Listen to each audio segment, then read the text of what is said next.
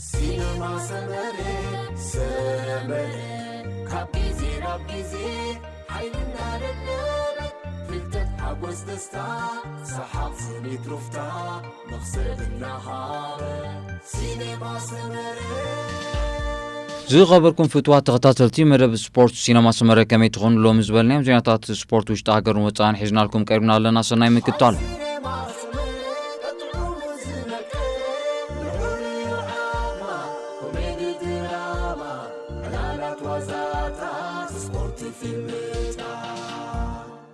ኤርትራውያን ተቐማጦ ኣሜሪካን ካናዳን ዕውት ቅድም ብሽክለታ ካይዶም ኣብ ኣሜሪካን ካናዳን ዝቕመጡ ኤርትራውያን ማሕበር ቅድም ብሽክለታ ኤርትራውያን ሰሜን ኣሜሪካ ብዝብል ስም ተጠኒፎም ብዕለት 13-14 ሓሳብ ዋሽንግተን ዲሲ ዕውት ቅድም ብሽክለታ ካይዶም እዮም እቲ ንክልተ መዓልታት ዝተሰላሰለ ቅድም ብሽክለታ ብቐዳም 14 ሓሳብ ብጽቡቕ መንፈስ ከም ዝተዛዘመኻ ካብቲ ማሕበር ብጊዜያዊ ኮሚቴ ኮይኖም ዘካይዱ ዘለዉ ኣባላት ዝተረኸበ ሓበሬታ ኣፍሊጡ ማሕበር ቅድም ብሽክለታ ኤርትራውያን ሰሜን ኣሜሪካ ኣብ 2019 ብወግዒ ተመስሪቱ ኣብ ወርሒ ናሕሲ 2019 ድማ ብፍሉጣትን ሓያልትን ተቐዳደምቲ ሒዙ ህልኽ ብዝመልኦ ኣገባብ ኣብ ዋሽንግተን ዲሲ ንመጀመርታ ግዜ ውድድሩ ፈሊሙ ቀፂሉ ኣብ 2020 ብምኽንያት ኮሮና ቫይረስ ንኹሉ ዝጠርነፈ ውድድር ኣይሰራዕ እምበር ድሩት ምንቅስቓስ ገይሩ ብነበርቲ ዲሲ ቨርጂኒያን ሜሪላንድን ንካልኣይ ዓመቱ ውድድር ተሰሪዑን ተዘኪሩን ከም ዝወዓለ እውን ተፈሊጡ ኣብዚ ናይ ሎም ዓመት ድማ ኣብ 3 ምድባት ዘጠቓልል ዕውት ውድድር ያሰላሲሉ ብዘይካዚ ነቲ ውድድር ንምምዕራግን ህጻናት ናይ ቅድም ብሽክለታ ስምዒት ናይ ካሓድሮምን ምግባር ብዝብል ሓሳብ እውን እቲ ውድድር ብናይ ህጻናት መደብ ከንጅምር እዩ ተገይሩ ዓርቢ ኣብ መጀመርያ መዓልቲ ኣብ ዝወዓለ ውድድር ኣብ ቀዳማይ ምድብ ዝተቐዳደሙ ውፅኢት እዚ ስዕብ እዩ ቀዳማይ ሳይት ኣራማ ካልኣይ ናትናኤል መስመር ሳልሳይ ፍላጎት ድንቁ ራብዓይ ስሞን ኢዮብ ሓምሻይ ኣስመሮም ክብሮም ሻርሻይ ፊልሞን የማነ ሻውዓይ ዳንኤል ፍሳሐ ሻምናይ ሓዱሽ ዓለም ታሽዓይ ብርሃነ ካሕሳይ ኣብ ቀዳሚት መዓልቲ ኣብ ካልኣይ ምድብ ዝተዓወቱ ድማ ቀዳማይ ኤፍሬም ይትባረኽ ካልኣይ ብርኽ ደበሳይ ሳልሳይ መኮንን ኣሳሄል ራብዓይ ቶፊቅ በሽር ሓምሻይ ፍቓዱ ብርሃነ ሻርሻይ ሙሴ ንጉሰም ኣብ ቀዳሚት መዓልቲ ኣብ ሳልሳይ ምድብ ዝተዓወታ ደቂ ኣንስትዮ ድማ ቀዳሚት ዮሃና ዳዊት ካልኣይ ሰናይት ኣርኣያ ሳልሰይቲ ትርሓስ ሓዱሽ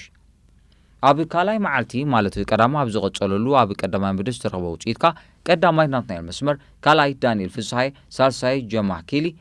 ራብዓይ ፍላጎት ድንቁ ሓምሻይ ሳይት ኣራማ ሻርሻይ ኣስመሮም ክብሮም ኣብ ካልኣይ መዓልቲ ማለት ቀዳማ ኣብ ዝቐጸለሉ ካልኣይ ምድብ ዝተረኸበ ውፅኢት ድማ ቀዳማይ ኤፍሬም ይትባረኽ ካልኣይ ብርኽ ደበሳይ ሳልሳይ መኮንን ኣስሄል ራብዓይ ቴድሮስ ሓምሻይ ሄኖክ ብርሃነ ሻርሻይ ፍቓዱ ብርሃነ ኣብ ካልኣይ መዓልቲ ማለት ቀዳማ ኣብ ዝቐጸሉ ሳልሳይ ምድብ ደቂ ኣንስትዮ ዝተረኸበ ውፅኢት ድማ ቀዳሚት ዮሃና ዳዊት ካልአይቲ ሰናይት ኣርኣያ ብጥቕላላ ድምር ናይ ክልተ መዓልቲ ኣብ ቀዳማይ ምድብ ዝተረኸበ ውፅኢት ቀዳማይ ናትናኤል መስመር ካልኣይ ሳይት ኣራማ ሳልሳይ ፍላጎት ድንቁ ራብዓይ ዳንኤል ፍሳይ ሓምሻይ ኣስመሮም ክብሮም ጠቕላላ ድምር ናይ ክልተ መዓልቲ ኣብ ካልኣይ ምድብ ዝተረኸበ ውፅኢት ድማ ቀዳማይ ኤፍሬም ይትባረኽ ካልኣይ ብርኽ ደበሳይ ሳልሳይ መኮንን ኣስሄል ራብዓይ ቴድሮስ ሓምሻይ ሄኖክ ብርሃነ ሻርሻይ ፍቓዱ ብርሃነ ጠቕላላ ድምር ናይ ካልኣይቲ መዓልቲ ኣብ ሳልሳይ ምድብ ደቂ ኣንስትዮ ዝተረኸበ ውፅኢትካ ቀዳሚት ዮሃና ዳዊት ካልአይቲ ሰናይት ኣርኣያ ሳልሰይቲ ትርሓስ ሓዱሽ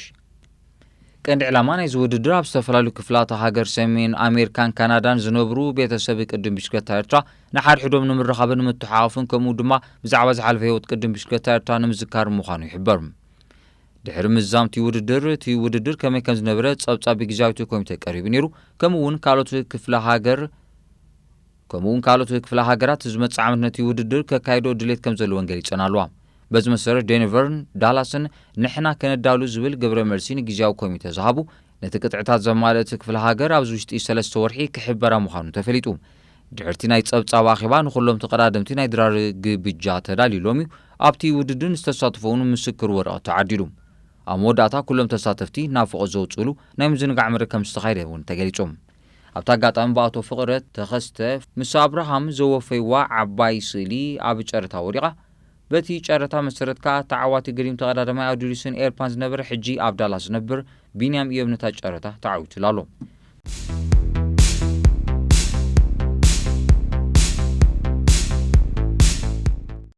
ሃገራዊት ጋንታ ደቂ ኣንስትዮ ኤርትራ ብልዕሊ ጅቡቲ ዓወት ሓፊሶም ብሮብዕ 11 ናሕሲ 2020 ኣብ ርእሰ ከተማ ኢትዮጵያ ኣዲስ ኣበባ ዘምርሐት ሃገራዊት ጋንታ ኩዕሶ እግሪ ደቂ ኣንስትዮ ትሕቲ 20 ዓመት ኣብ ልዕሊ ጅቡቲ 3-1 ተዓዊታ እቲ ግጥም ኣብ ስታዲየም ኣበበ ቢቂላ ኣዲስ ኣበባ ዝተኻየደ ኮይኑ ኤርትራ ካብ ደሊና ሳህለ ቬኑስ ነጋን ቬኑስ ሃብተስላሰን ብዝረኸተን 3 ሸቶታት ተሓጊዝያ ኣብ ልዕሊ ጅቡቲ ክትዕወት ክኢላ ዘላ እተን ሸቶታት ክልተ ቅድሚ ዕረፍቲ ታሓንቲ ድማ ድሕሪ ዕረፍቲ እያ ረኺባተን ሃገራውያን ጋንታታት ኤርትራን ጅቡትን ናይ ክልተ እግሪ መጻሪ ግጥምን ኣብ ኣስመራን ጅቡትን ዘካይድኦም መደብ ነይሩ እንተኾነ እዚ ክኸውን ስለ ዘይከኣለን ኣብ ማእከላይ ቦታ ኣዲስ ኣበባ ከካይዳ ተገዲደን ኣለዋ 20 ተጻወቲ ዝሓቆፈት ሃገራዊት ጋንታ ደቂ ኣንስትዮ ትሕቲ 20 ዓመት ብመምህር ደምሳስ ተኸሰን ጀማል ኢብራሂም እናተመርሐት ኣሰልጣን ሓላው ልዳቱ ስምዖን ግደ ኣሰልጣኒት ኣካላዊ ብቕዓት ገነት ኪዳነ ናይ ቴክኒክ ሩት ኣምልሶም ሓኪም ጋንታ መለይ ብርሃንን ሓቂፋ ዘላ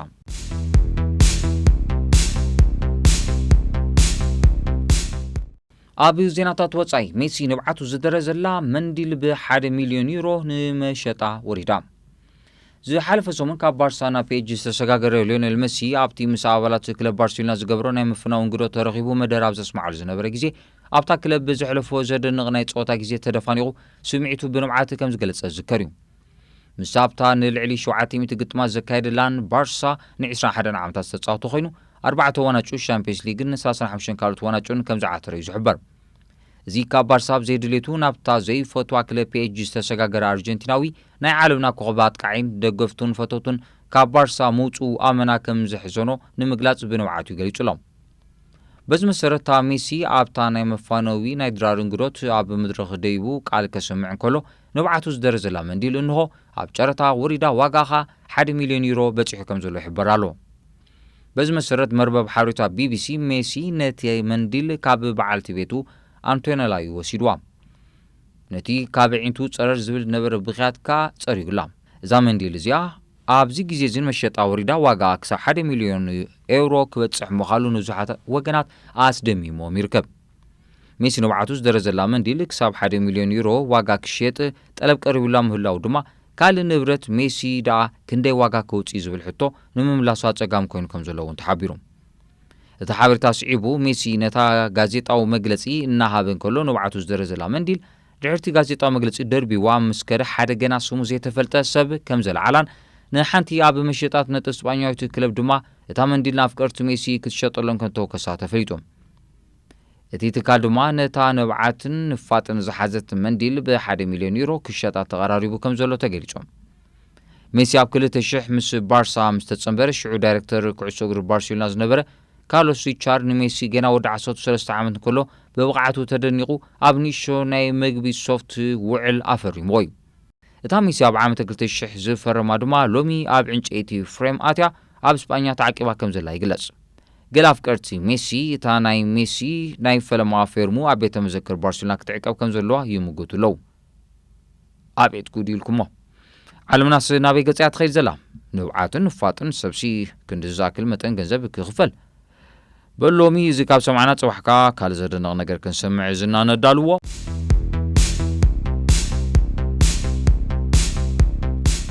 ብጉዳይ መጻዩ ኣብ ሰንፈላል ዝኸረማ ከፋፋሊ ማንቸስተር ዩናይትድ ፖል ፖግባ ዝመጽእ ክረምቲ ካብታ ጋንታ ብነጻ ተፋንዩ ምስ ሪያል ማድሪድ ክጽንበር ወሲኑ ከም ዘሎ ተሓቢሩ እቲ ኣብ ሜዳ ኦልድ ትራፎርድ ናይ 1 ዓመት ውዕል ጥራይ ተሪፎ ዘሎ ወዲ 28 ዓመት ፍረንሳዊ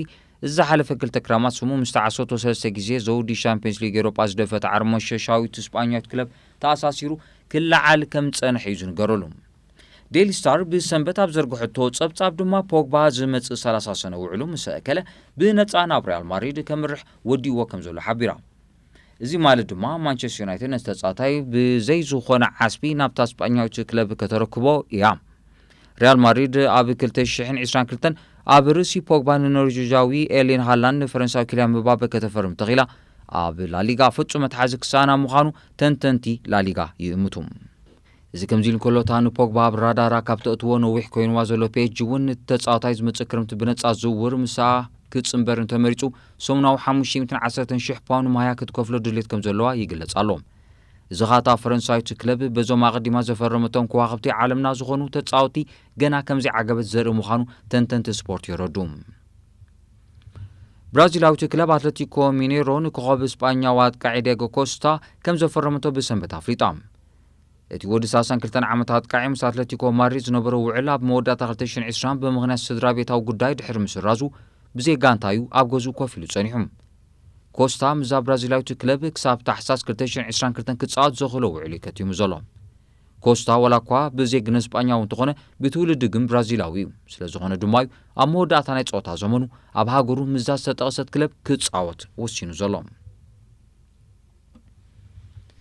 ንኣሰልጣኒ ቸልሲ ቶማስ ቱኸል ክምስጥ ዓቕሚ ብምሳኑ መንበር ተቐይርቲ ከማምቕ ዝተፈርደ ታሚ ኣብርሃም ነታ ጋንታ ብምስንባድ ናብ ኢጣልያዊት ክለብ ሮማ ከም ዘምርሕ ተሓቢሩ